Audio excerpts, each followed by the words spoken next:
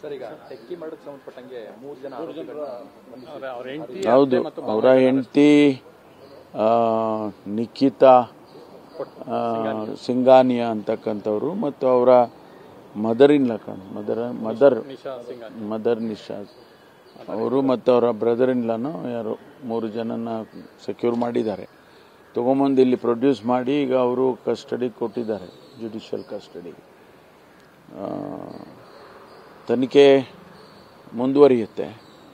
ಯಾಕೆಂದರೆ ಅವರು ಸುಮಾರು 40 ಪೇಜಿನ ಡೆತ್ ನೋಟನ್ನು ಬಿಟ್ಟಿದ್ದಾರೆ. ಅನೇಕ ವಿಷಯಗಳನ್ನು ಪ್ರಸ್ತಾಪ ಮಾಡಿದ್ದಾರೆ. ಭಾಳ ಮುಖ್ಯವಾಗಿ ಅವರು ಮಹಿಳೆಯರಿಗಿರ್ತಕ್ಕಂಥ ಏನು ಕಾನೂನಿನಲ್ಲಿ ಅವರಿಗೆ ಪ್ರೊವಿಷನ್ಸ್ ಇದೆ, ಅವರ ರಕ್ಷಣೆಗೆ ಪ್ರೊವಿಷನ್ಸ್ ಇದೆ, ಅದೆಲ್ಲ ಮಿಸ್ಯೂಸ್ ಆಗ್ತಾ ಇದೆ ಅಂತಕ್ಕಂಥದ್ದನ್ನು ಈಗ ಅವರು ಬರ್ಕೊಂಡಿದ್ದಾರೆ.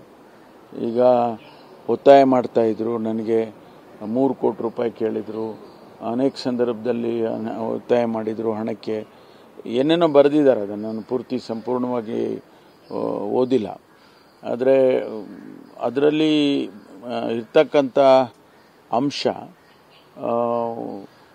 ಗಂಡಂದಿರಿಗೆ ತೊಂದರೆ ಆಗುತ್ತೆ ಅನ್ನುವಂಥದ್ದು, the rights of man is question. ಅದು ಈಗ ಭಾಳ ದೊಡ್ಡ ಪ್ರಮಾಣದಲ್ಲಿ ಚರ್ಚೆ ಆಗ್ತಾ ಇದೆ ಇಡೀ ದೇಶದಲ್ಲಿ. ಅಂದರೆ ಕಾನೂನಿನ ಬದಲಾವಣೆ ಆಗಬೇಕಾ ಏನು ಹಾಗೆ ಅಂತೇಳಿ ಈ ಮಹಿಳೆಯರಿಗೆ ಕೊಟ್ಟಿರ್ತಕ್ಕಂಥ ರೈಟ್ಸು, ಹಕ್ಕುಗಳು ಮಿಸ್ಯೂಸ್ ಆಗ್ತಾ ಇದೆ ಅನ್ನುವಂಥ ರೀತಿಯಲ್ಲಿ. ಯಾಕೆಂದರೆ ಈಗ ಕೋರ್ಟಲ್ಲಿ ಕೂಡ ಏನು ಹೇಳ್ತಾರೆ, ಈಗ ಡೈವರ್ಸ್ ಆದಾಗ ಅಥವಾ ಸತ್ತು ಹೋದರೆ ಕಾಂಪನ್ಸೇಷನ್ಗಳು ಕೊಡಬೇಕು ಅಂತ ಆದೇಶಗಳು ಮಾಡ್ತಾರೆ.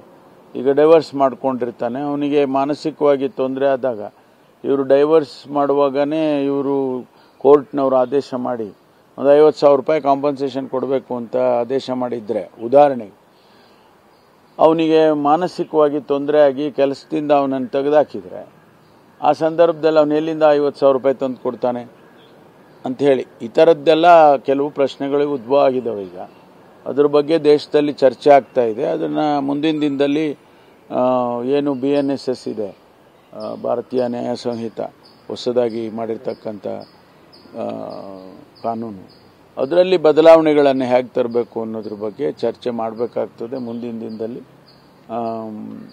ನಮ್ಮಲ್ಲಿಯೂ ಆಗಬೇಕು, ಕೇಂದ್ರದಲ್ಲಿ ಕೂಡ ಆಗಬೇಕಾಗುತ್ತೆ.